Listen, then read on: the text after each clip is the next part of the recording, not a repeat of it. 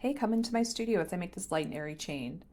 It starts with a coil of sterling silver wire, and I wrap that around a mandrel to get the right size links.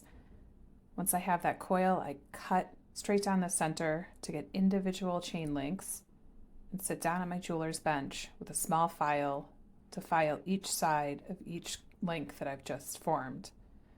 Once all of those sides are flat and ready to solder, I head to my solder station, and one by one I heat it up, pick up a little bit of solder, and warm it just enough so it flows and closes the link.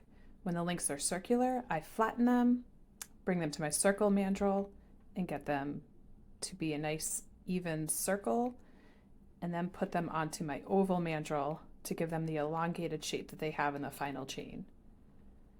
I'm now finished forming all of these oval loops, but I need to connect them. So I make the tiny little connecting links with a thicker circular wire, and then I use my jeweler's saw to go down the center and some needle nose pliers to open each tiny link up and start building the chain. So piece by piece, I take the tiny links, connect to the oval links, back to the solder station, and I put some flux on to help the solder flow, light my torch. I have to keep the flame moving here so that I don't melt anything. And I distribute the heat evenly around the circle, get a tiny chip of solder, and let that flow to close the link together. And I do this one by one down the entire chain. When it's all soldered, it goes into my warmed pickle bath to help clean it up. And as it's getting clean, I head back to my bench to make this hand fabricated clasp. I love these little hoop clasps because they, I think, disappear into the design of the necklace. This is the strongest, thickest wire on the entire necklace, and I just form it little by little with these circular pliers.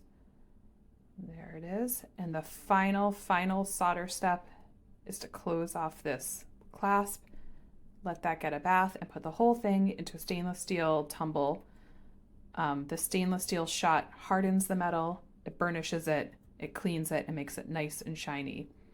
And then I'll send this off to my amazing platers, and magically it comes back a couple weeks later with the Vermeil coating. And the final result is this light and airy everyday chain. I hope you love it. Thanks, bye.